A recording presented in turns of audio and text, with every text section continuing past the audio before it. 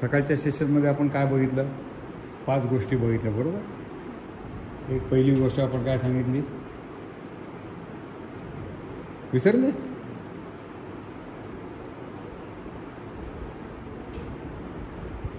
काय सांगितली सगळ्यात पहिली? पाचातली तर कुठली सांगा, त्या लाईनीत नको. पाचातली कुठलीही पाचातली एक गोष्ट सांगा.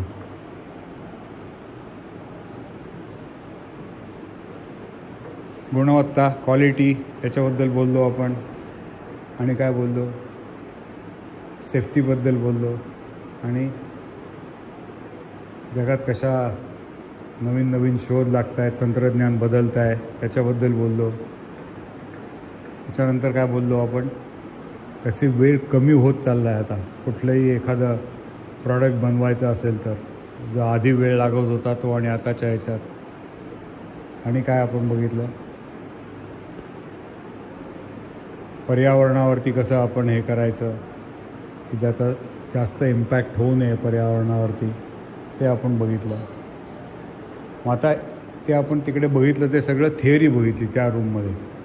आता ही जी इथे आपण मुद्दामून बनवलेलं आहे, या इथे आपण काय काय प्रॅक्टिकल करू शकतो, काय काय तुम्ही इथे स्वतः करून बघू शकता, एक अंदाज घेऊ शकता ह्या सगळ्या गोष्टींचा. ह्या 2 खोल्यांमध्ये मिळून आपण तसं बनवलेलं आहे.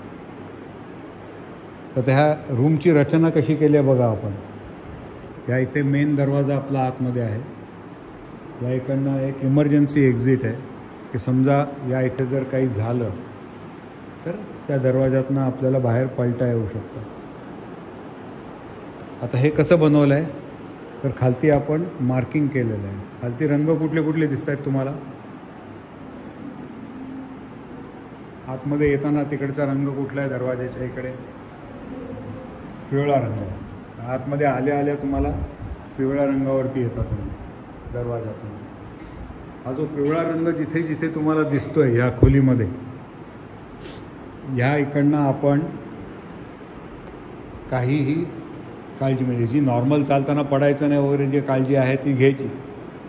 पण ही वर्कशॉपची रूम आहे म्हणून तुम्हाला जास्त काही काळजी घ्यायची वेगळी गरज नाही आहे. जी नॉर्मल काळजी घेता ती त्या खोलीतनं त्या दरवाज्यातनं तिकडनं आतमध्ये येऊन या इकडनं असा गोल तुम्ही जर तो पट्टा बघाल त्या दरवाजापर्यंत आपल्याला तो पिवळा रंग घेऊन जातो. दुसरा आहे निळा रंग. आता पिवळ्यातनं ज्यावेळेला तुम्ही निळ्या रंगामध्ये येणार आहात त्यावेळेला आता हे जे इथे टेबल जे आहे आपलं, हे सुतारकामाचं टेबल आहे. इथे या सुतारकामाच्या टेबलवरती जर काही काम चालू असेल आणि या इथे निळ्या रंगात पिवळ्यावरनं निळ्यात आपण इथे येत असू तर इथे बघायचं इथे कोणी काम करत आहे का. आत्ता या टेबलवरती काम चालू आहे का? काही नाही आहे. पण जर कोणी इथे काम करत असेल तर त्याला विचारायला पाहिजे आपल्याला की बाबा मी इकडनं जाऊ का म्हणून, का तू आता असं काही काम करणार आहेस की ज्याने मी इथे येणार आहे त्याच वेळेला इकडनं काही उडणार आहे, बरोबर. म्हणून तो निळा रंग दिलेला आहे की धोकादायक नाही आहे तो, पण पिवळा एवढा सुरक्षित नाही आहे. जर काम चालू असेल तर तो लाल रंगाकडे जातो, जर काम चालू नसेल तर निळा रंग पिवळ्या रंगाकडे जातो. आता या इथपर्यंत मी आलो. आता इथे समजा कोणी काम करत आहे, ग्राइंडिंग करत आहे किंवा ड्रिलिंग करत आहे, तर तो स्वतःची काळजी घेत असतो. पण आपली काळजी तो घेतो का नाही हे आपल्याला माहिती असायला पाहिजे. नाहीतर आपण जाताना आपल्या पायामध्ये चप्पल नाही आहेत, डोळ्यावरती गॉगल नाही आहे, आपल्या डोळ्यात काय जाऊ शकतं, अंगावरती काय पडू शकतं, ठिणगी पडू शकते. एखादं आजकालचं जे आपलं मटेरियल जे असतं ते पटकन पेट घेतं. सुती कपडे असतात ते पटकन पेट घेत नाही, पण जे आपले सिंथेटिक जे आपण म्हणतो प्लास्टिकचे किंवा नायलॉन, टेरिलिन, टेरिकॉट अशा प्रकारचे जे असतं ते पटकन पेट घेऊ शकतं. तर ते पेट न घेता आपल्याला जायचं असेल तर त्याला विचारायचं किंवा त्याला सांगायचं थांब मी इकडनं जातो आहे, मग तो काम थांबवेल त्याचं, मग आपण पुढे जायचं. आणि नंतर तिसरा जो रंग आपला आहे या सगळ्या टेबलच्या बाजूने अगदी जवळ आहे, हा आहे सगळा लाल रंग. लाल रंगातनं फक्त त्या टेबलवरती काम करताना अगदी महत्त्वाचं असेल तरच तिकडे जायचं. का ते असं ठेवलेलं आहे? तसं तर या इथे ह्या टेबलाच्या बाहेर हा व्हॉईसचा भाग आलेला आहे. तर तसं इथे काही ठेवताना माझ्या हातनं जर चूक झाली, आणखीन एखादं इन्स्ट्रुमेंट मी जर असं ठेवलं गेलं आहे त्याला इथे सुरीसारखा शार्प आहे. तर जाता जाता मला इकडे लागेल, पॅन फाटेल किंवा मला इजासुद्धा होईल त्याची. ठेवताना आपल्याला काळजी घ्यायला पाहिजे की ते सगळ्या गोष्टी ह्या टेबलाच्या आतच जायला पाहिजे. पण काही गोष्टी ज्या आहेत ती अशी बाहेरच लावायला लागतात. टेबलावरती लावून आपल्याला ज्याचं काम आहे ते वापरताच येणार नाही, टेबलाच्या बाहेरच प्रोजेक्ट व्हायला लागतं. तसंच या इथे आता जे आहे त्या इथे तुम्ही बघताय की लाकडावरती नक्षी केलेली. तर हे ज्यावेळेला आपण इथे करतो त्यावेळेला अशा प्रकारचा त्याचा धुरळा उडत असतो लाकडाचा. तो शक्यतो ह्या जर पंखा चालू नसेल तर ह्या जवळच्या भागातच तो पडतो, जास्त लांब जात नाही. मग तो भाग किती आहे की इथे ड्रिल करताना ड्रिलिंगचं पडलं तर या लाल रंगाच्या ह्याच्यामध्ये साधारण तो पडलेला असतो. त्यामुळे लाल रंगाच्या जवळ आपण आलो की नेहमी खालती बघायचं, काही पडत नाही आहे ना, किंवा तिकडे पडलेलं नाही आहे ना, किंवा इथे या टेबलाला कुठे असं प्रोजेक्शन्स नाही आहेत ना, जशी वॉईस इथे आपण दिले आहेत तसं, आणि मग तिकडे आपल्याला चालायचं. तर हे सेफ्टीचं पहिलं या इथे ज्यावेळेला आपण दुपारी किंवा उद्या प्रॅक्टिकल करायला येणार आहोत त्यावेळेला. आता ह्याची रचना कशी केलेली आहे, प्रत्येक टेबल आहे ते एका ह्याच्यासाठी आपण हे केलेलं आहे. हे पहिलं जे टेबल तुम्ही जे बघताय ह्याच्यावरती दिसणारी जी सगळी जी हत्यारं आहेत किंवा जी मशीन्स आहेत ही सगळी लाकूड कामासाठी उपयोगी आहेत अशी आहेत. लाकडाचा ओंडका कापण्यापासून, रंधा मारण्यापासून, ड्रिल करण्यापासून, लाकूड कापण्यापासून, आणि वेगवेगळे आकार शेप त्याला आपण देऊ शकतो. तसं काही मुलांनी मिळून ही एक बैलगाडी बनवलेली आहे लाकडाची. तसंच काही आपण या इथे एक नक्षीकाम केलेलं आहे. या इथे एक आपण कोरीव काम करायचा प्रयत्न केला आहे मुलांनी. या इथे एक फ्रेम बनवलेली आहे, फोटो फ्रेम दिसते का, फोटो फ्रेम बनवलेली. या इथे मागे फोटो लावायचा, या इकडे आपल्याला फोटो फ्रेम दिसेल. अशा गोष्टी इथे केलेल्या आहेत. तर त्यासाठी लागणारी सगळी जी हत्यारं आहेत आणि त्याला लागणारे जे काही सगळ्या सुविधा आहेत त्या ह्या टेबलवरती आपण मांडणी केलेली आहे. आणि ही सगळी मशीन्स आपण चालवून बघणार आहोत. तुम्हाला इच्छा असेल तर तुम्हीही करू शका, नाही तर मी दाखवेन तुम्हाला डेमॉन्स्ट्रेशन. पण तुम्हाला आयडिया येईल की सुतारकाम करताना काय काय करावं लागतं, काय काय काळजी घ्यावी लागते. ते दुसरं टेबल आहे, थोडं या बाजूला आहे. आता त्या दुसऱ्या टेबलवरती आपण जसं तिकडे लाकडाचं काम केलं तसं ह्याच्यावरती सगळं ॲल्युमिनियम, हे जर ॲल्युमिनियमचे इथे पॅनल्स बनवलेत ना, किंवा हे ग्रिल बनवलेलं आहे, किंवा ही सगळी जी टेबलं बनवलेली आहे त्या खालती वरती लाकूड आहे, पण टेबलाच्या खालती सगळ्या ज्या फ्रेम आहेत त्या स्टीलच्या आहेत. मग हे बनवल्याला काय कसं करायचं, कसं मार्किंग करायचं, कसं कापायचं, जसं लाकूड कापतो तसं इथे लोखंड कापता येईल का आपल्याला ते बघायला मिळेल. तसंच तुम्हाला हे काय आहे समजतं आहे का, बघितलं आहे असा जॅक, गाडीचं टायर पंक्चर झालं तर हा जॅक खालती लावून गोल फिरवून गाडीवरती उचलतात. अशा वेगवेगळ्या प्रकारचे पाने असतात इंजिनसाठी, वेगवेगळ्या याच्यासाठी, ते त्याच्यामध्ये वापरून आपण कसं गाडी बनवतो ती.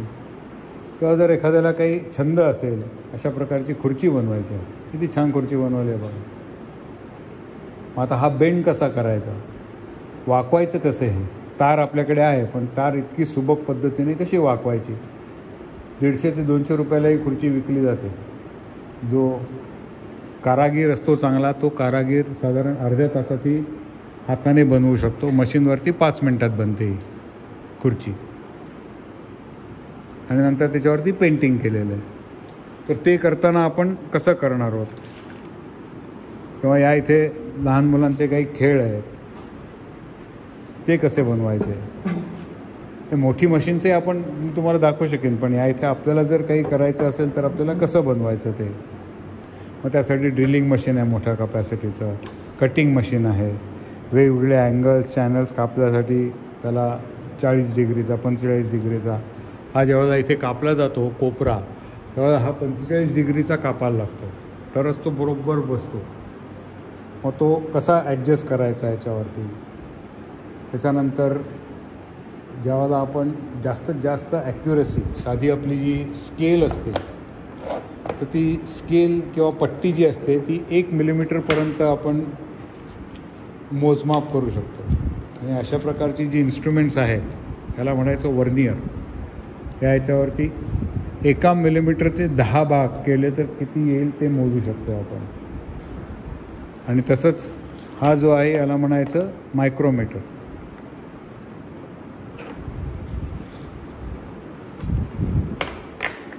त्या ह्या मायक्रोमीटरवरती आपण 1 मिलीमीटरचे 100 भाग केले तर किती बारीक बघा आहे. 1 मिलीमीटर म्हणजे किती दिसणार पण नाही माझ्या बोटातली गॅप, एवढं 1 मिलीमीटर आहे. त्याचे 100 भाग केले तर ते सुद्धा मोजता येतात त्या एवढ्याशा इन्स्ट्रुमेंटवरती, मायक्रोमीटरवरती. तर तसं तो मायक्रोमीटर आपल्याकडे आहेत की ज्याने मशीनची असेंब्ली होते. आता हे जे ग्राइंडिंग मशीन आहे, या ग्राइंडिंग मशीनमध्ये ह्याच्या आतमध्ये एक हे व्हील जे इतकं स्मूथली फिरतं आहे त्याच्यात बेरिंग्स असतात. बेरिंग्स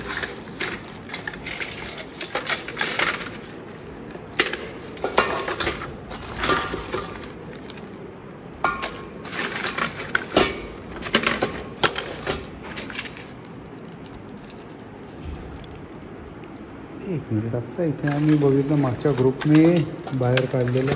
कुठे गेलं?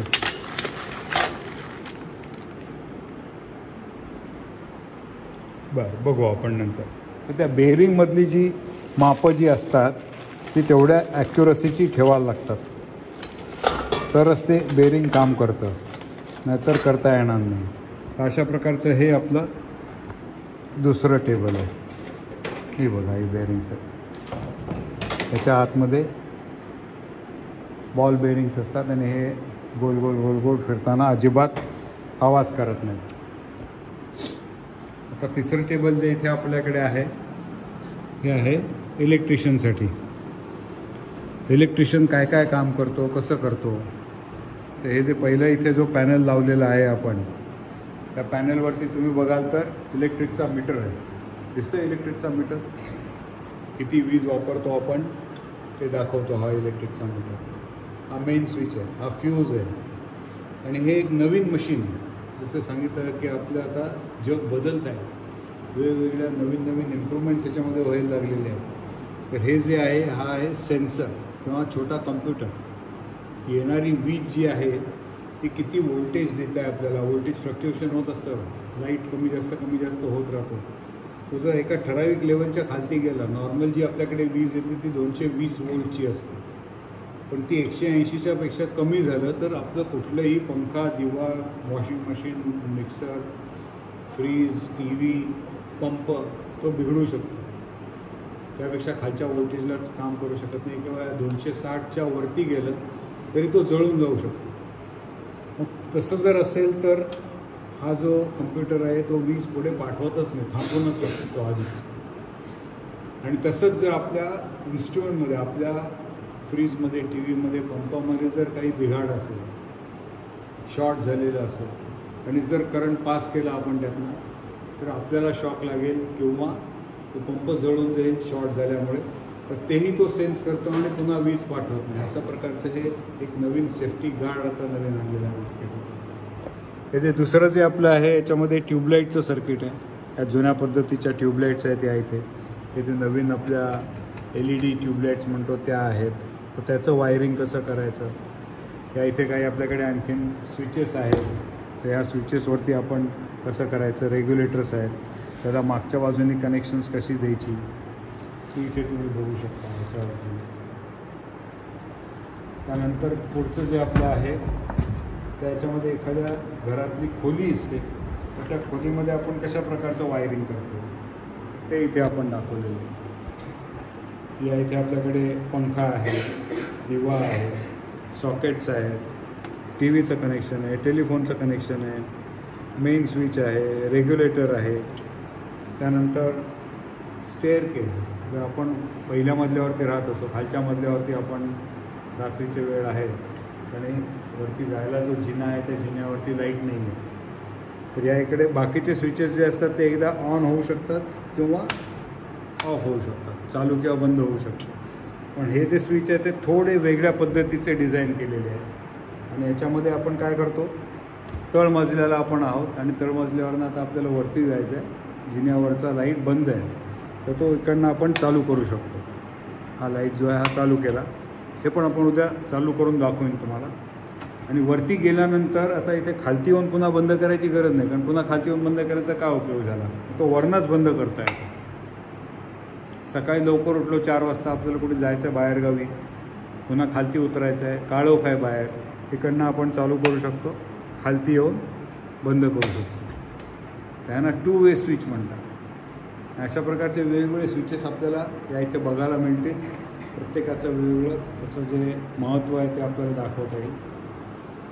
हा शेवटचं जे पॅनल आहे याच्यावरती पंपाला स्टार्टर का, साधं स्विच आपण का देत नाही, पंपाला स्टार्टरच का लावावा लागतो. पण पंप जेव्हा चालू होतो तेव्हा एकदम वीज खेचतो जास्त. आपल्या घरचा दिवा पण कधी कधी बारीक होतो पंप चालू होतो तेव्हा.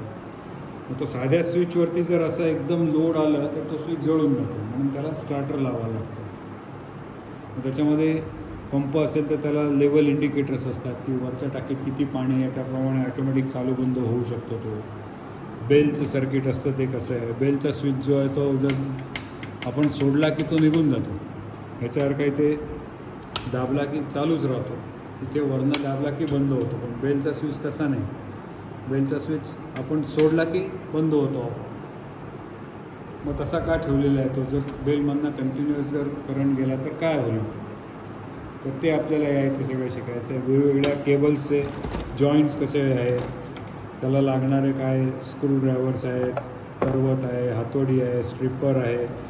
जसं तिकडे आपण वर्नियर आणि मायक्रोमीटर बघितलं, तसं इकडे व्होल्टेज, करंट, फ्रिक्वेन्सी बघण्यासाठी हा टॉंग टेस्टर आहे. तर ह्या सगळ्याचा वापर कसा केला जातो. आणि बाकीचे हे जे सगळे इथे वेगवेगळे बोर्ड्स, आणखीन वायर्स आणि हे ठेवलेलं, याच्यावरती तुम्हाला जर करून बघायचं असेल आपण इथे करूनही बघू शकतो. आता आपण जाणार आहोत पुढच्या ह्याच्याकडे. या इथे आपण काय बघणार आहोत, या इथे आहे वेल्डिंगचं. कसं वेल्डिंग करायचं, कुठल्या कुठल्या पद्धतीने वेल्डिंग होऊ शकतं. तर या इथे ही जी पद्धत आहे या याच्यामध्ये मगाशी आपण म्हटलं तसं ही अर्गन वेल्डिंग आहे. इथे अर्गन नावाचा गॅस आहे, तो या ह्याच्यातनं आपण फीड करतो आणि वेल्डिंग करतो. एकदम बारीक वेल्डिंग जर करायचं असेल छान तर ते ह्या पद्धतीने करता येतं. त्यापेक्षा जर मोठं वेल्डिंग करायचं असेल तर हे तुम्ही बघितलं असेल, बऱ्याच ठिकाणी ग्रिल किंवा हे करणारे लोक असे इलेक्ट्रोड वापरतात. खूप कॉमन वेल्डिंग आहे, तर ते आपण इथे बघू शकतो. आणि त्याहीपेक्षा जर जाडं आणि खूप मोठं वेल्डिंग असेल तर आपल्याला या अशा प्रकारच्या टॉर्च असतो आणि ह्याच्यातनं कंटिन्युअस वायर बाहेर येत राहते. आणि त्याच्या ह्याच्यात आपण ही वायर जी आहे ही फीड होत असते. त्याला लागणारा सिलेंडर आहे हा CO2 सिलेंडर, तो होता अर्गन सिलेंडर, हा आहे CO2 सिलेंडर. मग इथे CO2 का वापरायचा, तिथे अर्गन का वापरायचा, इथे इलेक्ट्रोड का वापरायचा. प्रत्येक या 3-4 स्पॉट वेल्डिंग आपल्याकडे आहे, गॅस वेल्डिंगचं खालती आहे. हे सगळ्या वेल्डिंगचे प्रकार आपल्याला या 2 टेबलवरती बघायला मिळतील.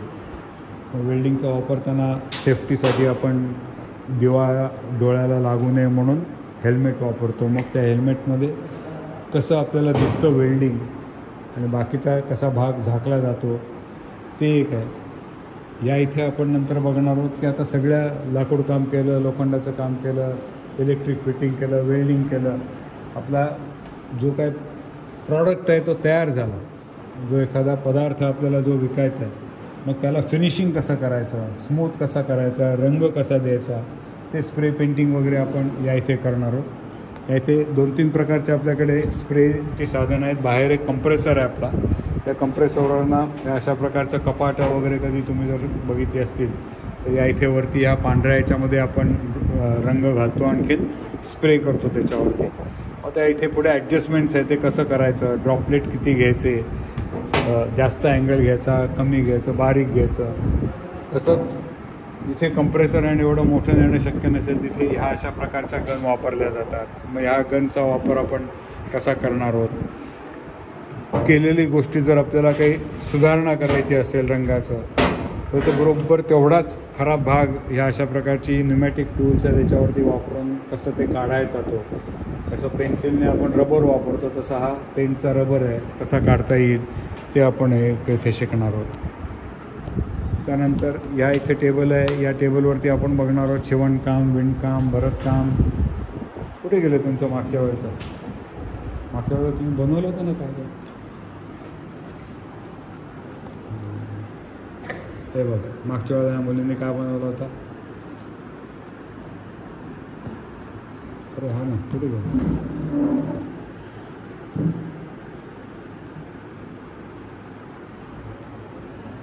हे बघा है ना. बघ कसा बनवला एकदम. किती मस्त फ्रॉक बनवला होता.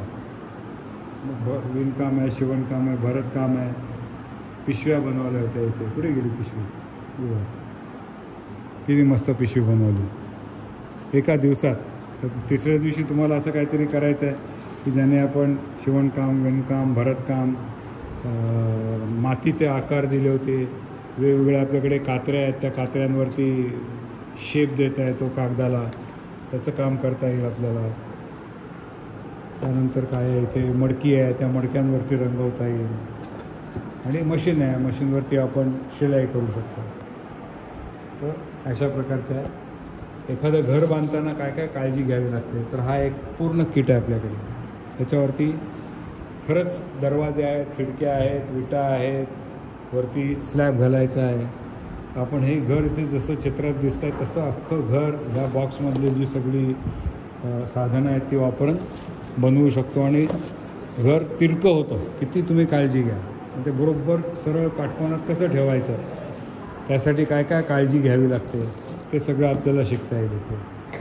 हे पुढचं जे आपलं किट आहे हे आहे प्लंबिंगचं. त्या ह्याच्यावरती खालती जी आपली टाकी आहे ती विहीर आहे किंवा बोर आहे किंवा नदीवरती लावलेलं आहे. तळ्यातनं पाणी घेतो आहे. तर ते पाणी फुटबॉलने, पंपने कसं घेऊन आपण आपल्या घरापर्यंत आणू शकतो. घरातनं आणलेलं पाणी वेगवेगळ्या आपल्या ज्या उपलब्धी आहेत किंवा सुविधा आहेत तिकडे कसं बेसिनवरती कसं आणता येईल, बॉयलरमध्ये कसं नेता येईल, शॉवरला कसं देता येईल, गरम गार मिक्स कसं करता येईल, बेसिनवरचा नळ कसा लावायचा, बाहेरचा स्प्रे कसा लावायचा, गार्डनमध्ये जर आपल्याला पाणी न्यायचं असेल तर कसं न्यायचं, सगळं वापरलेलं पाणी कसं कलेक्ट करायचं, नानी ट्रॅपमध्ये कसं घालायचं आणि ड्रेनला आपल्या बाहेर कसं आपण निचरा करायचा त्या पाण्याचा, ते सगळं केलेलं आहे. या इकडे जे सगळं तुम्हाला दिसतं ह्या टेबलवरती हे घरोपयोगी वस्तू ज्या आहेत आपल्या, तर बॉयलर आहे, हीटर आहे, आपला गिझर आहे, तर तो कसा उघडून आतमध्ये कन्स्ट्रक्शन आहे त्याचं, वॉटर प्युरिफायर आहे, हे कॉफीचं मशीन आहे, मिक्सर ग्राइंडर आहे, पंखा आहे, छोटा पंखा आहे, सिलिंग फॅन आहे. इथे असे वेगवेगळे हे इकडे आपण आणून ठेवलेले आहेत की जे आपण पूर्ण उघडतो जसा वेळ मिळेल त्या पद्धतीने. आणि त्याची रचना कशी आहे, त्यातलं काय खराब होऊ शकतं, रिपेअर काय करू शकतो. हा पाण्याचा फिल्टर आहे, तो कसा बदलायचा, केव्हा बदलायचा, त्याचं काळजी कशी घ्यायची त्या फिल्टरची, ते शिकता येतं या इथे. आता आपण पूर्ण अख्खा संबंध गोल फेरी मारून आलो. मगाशी जे आपण सेफ्टीने चालू केलं तसंच आता दुसरं काय तुमच्या लक्षात आलं. सगळ्या टेबलवरती इलेक्ट्रिकचं कनेक्शन आणलेलं आहे आपण. कुठल्याही टेबलवरती इलेक्ट्रिकचं कनेक्शन नाही असं नाही. प्रत्येक टेबलला इलेक्ट्रिक कनेक्शन आहे. पण ते खालना घेतलं आहे का कुठेही वायरमध्ये अडकला पाय तुमचा, सगळी कनेक्शन्स वरना घेतलेत आपण. सगळी जी वीज आलेली आहे त्यामुळे एकदम सेफ केलं आहे आपण या इथे. कोणाचाही पाय अडकणार नाही किंवा पाय अडकल्याने एखादं वायर तुटणार नाही, शॉर्ट सर्किट होणार नाही. अशा पद्धतीचं इथे आपण व्यवस्थित चांगली रचना केलेली आहे. आता आपण आतमध्ये जाऊया त्या रूममध्ये.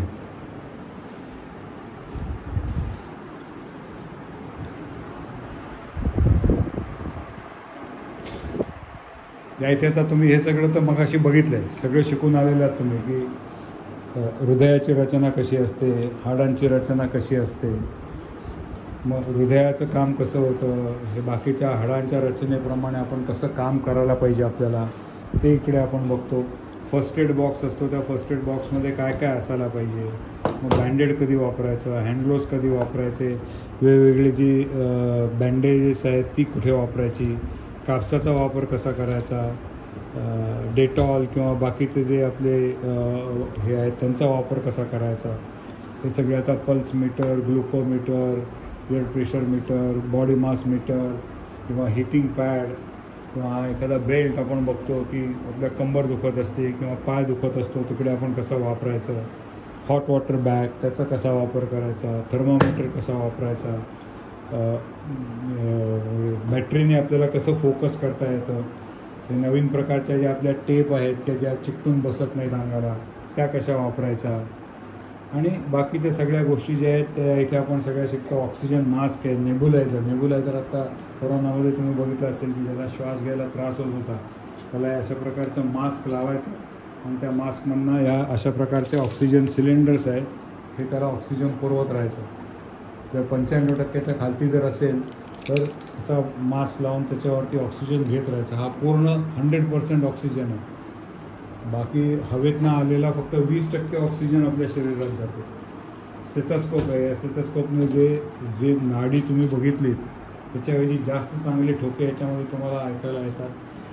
जर घशात किंवा आपल्याला एखाद्या वेळेला चोकअप झालेलं असतं, आपल्याला असं वाटतं की आपल्या सर्दीमुळे श्वास घ्यायला त्रास होतो आहे, तर तो कुठपर्यंत आहे, तर फक्त इथे घशापर्यंत आहे, नाकापर्यंत आहे का पूर्ण आपली जी लाईन जी आहे फुफ्फुस आणि हृदयापर्यंत, त्या आतमध्ये तर जाऊन शिरता येत नाही, पण या स्टेथोस्कोपने आपल्याला ते चेक करता येतं. कसं आपण हे करता येतं, आपल्या जी स्पंदन असतात त्या ह्याच्यावरती आपल्याला करता येतं. आणि शेवटचा जो इकडचा आपला भाग आहे ही सगळी ॲडव्हान्स मशीन्स आहेत जी आज कॉम्प्युटरने चालतात. ही बाहेरची सगळी जी मशीन्स बघितली आपण तिथे हाताने आपण आपलं स्वतःची कारागिरी वापरून मेंदू आणखीन आपल्या हाताच्या ह्याच्यावरती करतो.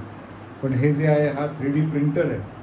ही जी वायर आहे प्लास्टिकची वायर इथे जी दिसते आहे, ह्या वायरमधनं आपण वेगवेगळ्या प्रकारचे शेप बनवू शकतो. ती आता बोर्ड बनवली आहे इथे, आणि हे लेयर बाय लेयर त्याच्यावरती वेल्डिंग किंवा डिपॉझिशन होईल आणि ते तयार होईल.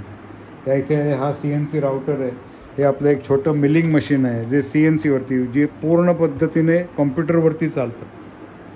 आणि तसेच हे इथे सगळी किट्स आहेत आपली. त्या किटमध्ये आपण आता 3 दिवसामध्ये आपण किती करू शकू मला माहिती नाही. पहिल्या दिवस आज सगळं ओळखणे याच्यामध्येच गेला. उद्याच्या दिवसात आपण जास्त प्रॅक्टिकल करायचा प्रयत्न करू, आणि तिसऱ्या दिवशी एखादं काहीतरी प्रोजेक्ट घेऊन किंवा एखादं मशीन घेऊन हे कॉम्प्युटरवरती कसं चालवायचं. इथे हाताने काय नाही, कॉम्प्युटरवरती प्रोग्राम बनवायचा आणि ते मशीन आपापलं काम करत राहतं. इथे एक CNC राउटर इथे दिसतंय का लिहिलेलं, CNC राउटर. लाकडावरती तिकडे आपण हाताने काम करतो, ह्याच्यावरती ह्या मशीनवरती लाकडाचं कुठलाही शेप, नक्षीकाम हे ह्या मशीनवरती होऊ शकतं. त्याला काही करावं लागत नाही. आणि मग शेवटच्या दिवशी जसं म्हटलं तसं ही फ्रेम एका बॅचने केली होती, ती फोटो फ्रेम होती ती बॅचने केली होती, लाटणं आपण बनवलं होतं. तर बऱ्याच गोष्टी आपण इथे तिसऱ्या दिवशी करायचा प्रयत्न करतो की ज्याने काहीतरी केल्याचा अनुभव होतो. इलेक्ट्रिशियनने खालती आपलं अर्थिंग केबल केली होती, इलेक्ट्रिशियनने बरंचसं वायरिंग केलं होतं, प्लंबिंगची कामं आपण इथे केली होती. तर अशा पद्धतीने आपल्याला करायचं.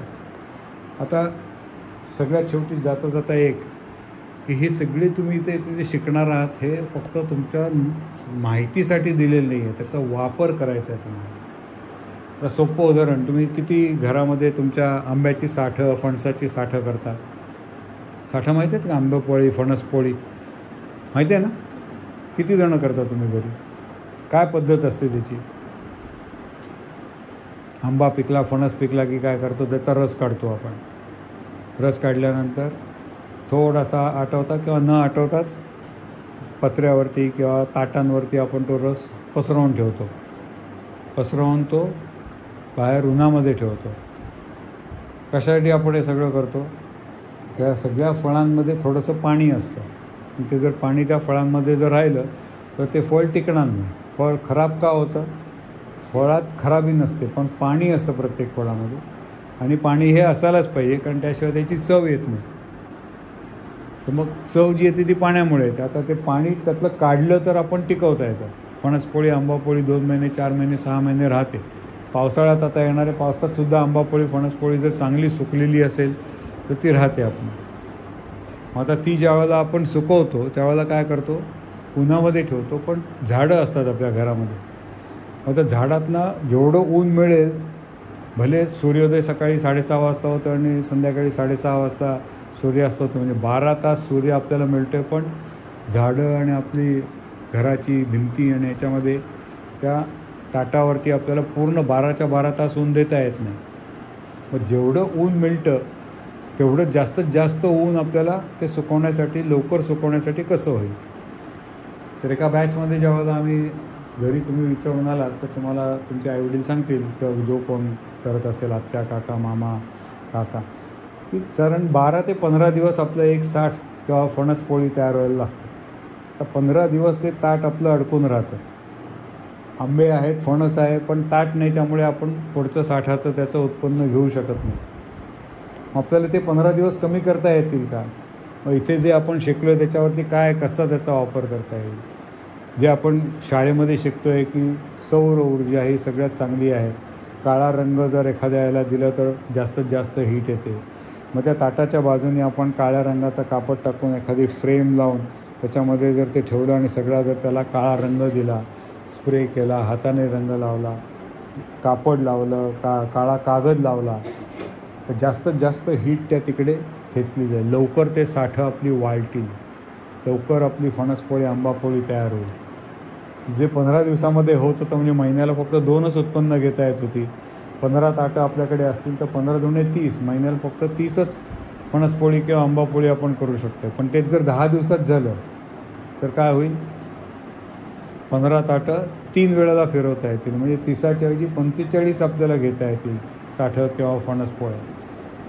आणि ते जर आणखीन 5 दिवसावरती आणलं तर आणखीन जास्त आपल्याला उत्पन्न करता येईल. भांडवली खर्च लागणार नाही, ताटं वाढवायला नको किंवा जागा आणखीन घ्यायला नको. तसंच दुसरी गोष्ट आपण काय करतो चूक, ताटं आपली सगळी अशी ठेवलेली असतात, बरोबर? मला कुठे गेला हात माझा? आणि इकडे पूर्व आहे, इकडे पश्चिम आहे. या इकडनं जेव्हा असा सूर्य वरना खालती जातो तेव्हा ह्या ताटावरती ज्या सूर्याच्या किरणं पडतात ती फक्त सकाळी 10 ते दुपारी 2 किंवा 3पर्यंत ताटावरती सरळ पडतात. ती बाकी सूर्य इकडे तिरका असतो. हे ताट जर असं केलं तर त्याच्यावरती सरळ पडतील. संध्याकाळला इथे पश्चिमेकडे गेलं आणि ताट असं केलं तर त्याच्यावरती सरळ पडतील. जेवढी सरळ पडतील किरणं तेवढी उष्णता जास्त होईल. सकाळी 2 तास आपण 3 तास, सकाळी 7 ते 10 अगदी असं ताट ठेवलं ते ती फक्त 10 ते 20% उष्णता ताटामध्ये येते, बाकी सगळी निघून जाते वरती. बघितलं ना तुम्ही? आरशामध्ये आपण बघतो, समोरासमोर आरसा राहिलं तर आपली स्वतःची प्रतिमा छान दिसते. जर तिरकं राहिलं तर आपण बघायच्या ऐवजी दुसरंच कोणतरी दिसतं आपल्याला. तसं सूर्याची किरणं इकडनं येतात, इकडे निघून जातात. इकडनं आलेलं किरण तिथेच राहतं. मग हे ताट आपल्याला असं फिरवता येईल का? जर ते फिरवलं आपण सकाळी इकडे, दुपारी इकडे, संध्याकाळी इकडे, तर एका ग्रुपने तिकडे गुहागरच्या वेळणेश्वरच्या कॉलेजमध्ये आम्ही हा प्रयोग केला. तर 15 दिवसाच्या ऐवजी 12 दिवसात आमची ती ताटं झाली. काही बदललं नाही, फक्त ती ताटं गोल फिरवली. बाजूने काळा कागद लावला, आणखीन 2 दिवस कमी झाले. 15 दिवसाच्या ऐवजी 10 दिवस. कागदाला किंवा रंगाला 5 रुपये, 10 रुपये, 20 रुपये, 100 रुपये खर्च येतो.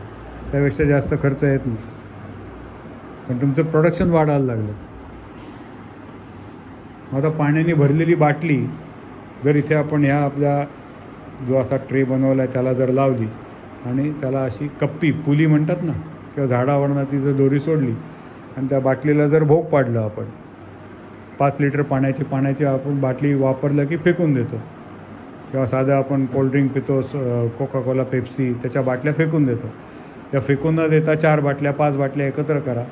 या समोर असा जो हे ठेवलेला आहे त्याला इथे दोरी लावून, ही दोरी वरनं कप्पीवरनं इथे त्या बाटलीला लावा.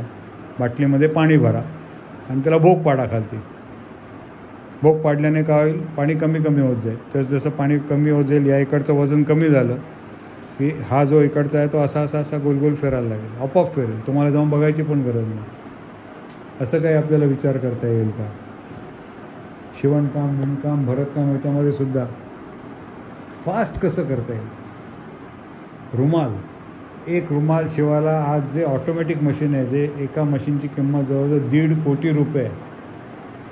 पण ते रुमाल जे शिवतं ते रुमाला किती 4 बाजूने कापायचं आणि 4 बाजूने शिवण घालायचं, एवढंच काम ना फक्त रुमालात, बाकी काही नाही त्याच्यामध्ये. जर तुम्ही किती या मशीनवरती फास्ट केलं, पूर्वी तर हाताने पायाने गोल फिरवून रुमाल बनवायचे, तेव्हा 20 ते 25 मिनटं एक रुमाल बनवायला लागायचं. मग त्याला मोटर जोडली आपण इलेक्ट्रिकची त्या मशीनला. मोटर जोडल्यामुळे जे फिरवायचा स्पीड होता तो तिप्पट चौपट झाला. जो 20, 25, 30 मिनटं रुमाल बनवायला लागत होती त्या इलेक्ट्रिक मशीनवरती 5 ते 6 मिनटात एक रुमाल बनायला लागला. आता ऑटोमॅटिक मशीन्स केली की तिकडे हे सुद्धा नाही, कापड ताग्यामध्ये येतं आणि तसंच ते कापलं जातं, तसंच ते शिवलं जातं, तसंच ऑटोमॅटिक सगळं चालत गेलं. ते जसं मगाशी मी उदाहरण दिलं गोदरेजमध्ये आमच्या रेफ्रिजरेटर्सचं. आता 1 मिनटाला 60, 1 सेकंदाला एक रुमाल तयार होतो. 1 सेकंदाला आहे.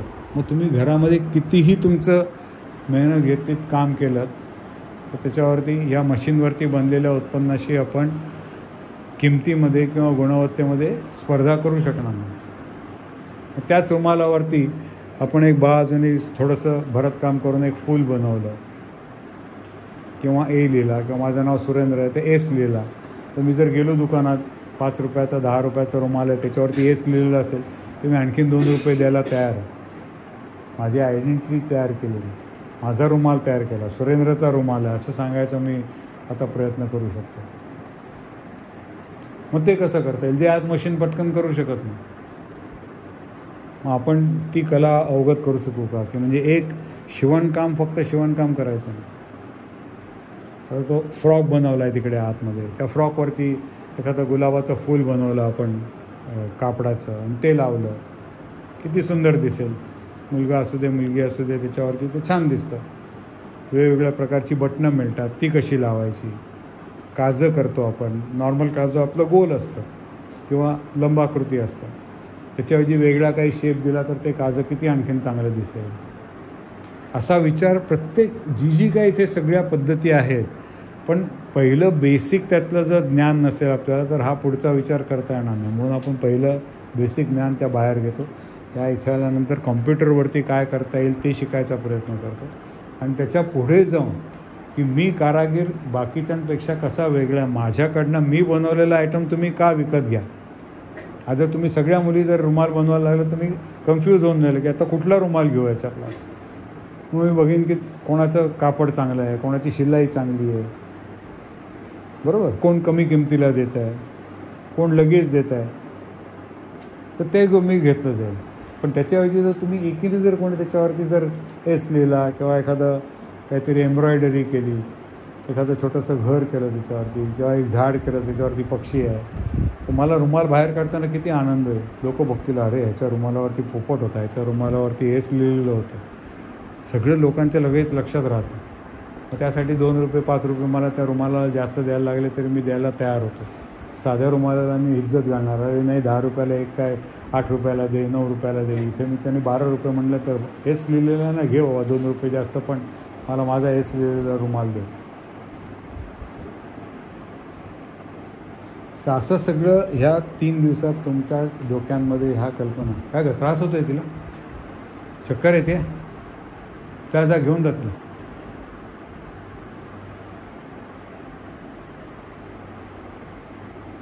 तर अशा कल्पना तुमच्या डोक्यात यायला पाहिजेत, तर पुढे जाऊन तुम्ही काहीतरी करू शकाल. नाही तर जे काय 100 मुली आहेत त्याच्यामध्ये आणखीन एक.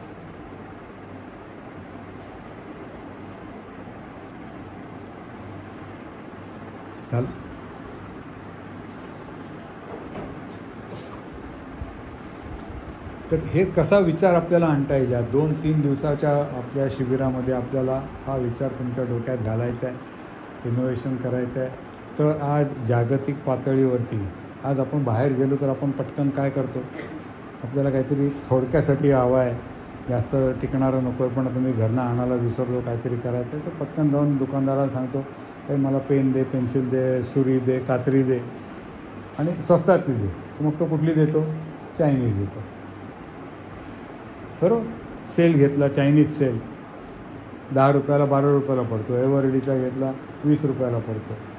आणखीन त्यापेक्षा चांगल्या कंपनीचा घेतला 30 रुपये 40 रुपयाला पडतो. चायनीज सेल आहे तो 2 दिवसात संपून जातो. एव्हरडीचा घेतला 10 दिवसात संपून जातो. तोशिबाचा घेतला तर तो महिनाभर टिकतो. मग काही सेल जे असतात 80 रुपये 100 रुपयाचे ते तुम्ही डिस्चार्ज झाले तर पुन्हा घरच्या घरीच चार्ज करू शकता, टाकून द्यायची गरज लागत नाही. प्रत्येक कंपनीने त्याच्यामध्ये काहीतरी आणलं आणि जे जे त्या वेळेला आपल्याला उपयोगी आहे किंवा गरज वाटते की आज माझं एका दिवसासाठीच तो फक्त सेल हवा आहे, मला उद्यापासून त्या सेल तो चालला नाही चालला काही फरक नाही, मला चायनीज चालतो. पण घरामध्ये जर मी काही टी व्हीचा रिमोट आहे की दररोज कोण तो सेल बदलत बसणार. मी तिकडे चांगला तोशिबाचा घातला की वर्षभर मला त्या सेलकडे बघायला लागत नाही, रिमोट चालतो माझा. तसं पद्धतीने आपल्याला इथे काय करता येईल, कसं चेंज आणता येईल, तर ह्या जागतिक ह्याच्यामध्ये. मग आता जपानच्या लोकांनी काय ठरवलं की आम्हाला पैशासाठी करायचं नाही आहे. चायनीज लोकांनी सांगितलं की आम्ही सगळ्यात जे करू ते स्वस्तात करू, क्वालिटी काय थोडी कमी जास्त असेल तरी चालेल, पण जॅपनीज गोष्ट जर आपण घेतली, मेड इन जपान लिहिलेली जर गोष्ट घेतली, आपल्याला खात्री आहे की ही गोष्ट चांगलीच निघणार, वर्षानुवर्ष चालणार. ती मेड इन जर्मनी चालणार, वर्षानुवर्ष चालणार. पण तसं मेड इन इंडियाला काय बनवतो आहे आज? आपण सगळे लोक एवढे 140 कोटी लोक आपण आहोत, पण आपण जर एकत्र येऊन विचार केला नाही आणि जगात मेड इन चायनासारखं, आज भले चायनाचं नाव लो क्वालिटी प्रॉडक्ट असू दे, पण तरी ते घेणारे आणि त्याची गरज असणारे लोक आहेतच ना. म्हणून तो देश एवढा दुसऱ्या नंबरवरती गेला जगात. आपण अजूनही 5व्या नंबरवरती आहेत, आपली आणि त्यांची लोकसंख्या तेवढीच आहे. पण त्यांनी तो विचार केला, लहान वयात विचार केला. आपण आता मोठ्या वयावरती, मी देशाच्या दृष्टीने वय सांगतो, तुझं आणि माझं वय नाही. 1991 साली त्यांनी तो विचार केला होता, जो विचार आज आपण करतो. आणि त्यामुळे ते एवढं ऑलरेडी पुढे गेलेलं आहे. आता त्या देशाशी आपल्याला कम्पेअर करायचं, सगळ्यात मोठा बलाढ्य देश कुठला आहे जगामध्ये? अमेरिका, दुसरा चायना, तिसरा जपान, चौथा आणि आपला 5वा नंबर आज भारताचा आहे. तर 5व्यावरनं आपण निदान 3ऱ्यापर्यंत लवकरात लवकर कसं पोचू? तर त्यासाठी आपल्याला सगळ्यांना मेहनत घ्यायची, जी चायनीज लोकांनी घेतली 91 ते 95, 4 वर्ष त्या लोकांनी असंच सगळं हे केले उपक्रम. आणखीन भरपूर शिकले, लहान वयात शिकले. त्यामुळे जेव्हा तुम्ही आणखीन 2 वर्षांनी 3 वर्षांनी मोठे होऊन पुढे जाणार, 10वी होणार, 12वी होणार, तेव्हा तुम्ही तयार पाहिजे काम करायला. इंडस्ट्रीमध्ये जाऊन इंडस्ट्री शिकवायला तुम्हाला तेवढा वेळ नाही राहणार आहे. आलं लक्षात? आवडलं काय सांगितलं ते? आता उद्यापासून आता प्रॅक्टिकल करू आपण, कारण आता तुम्हाला जर जायची घाई असेल तर आपण बंद करू आणि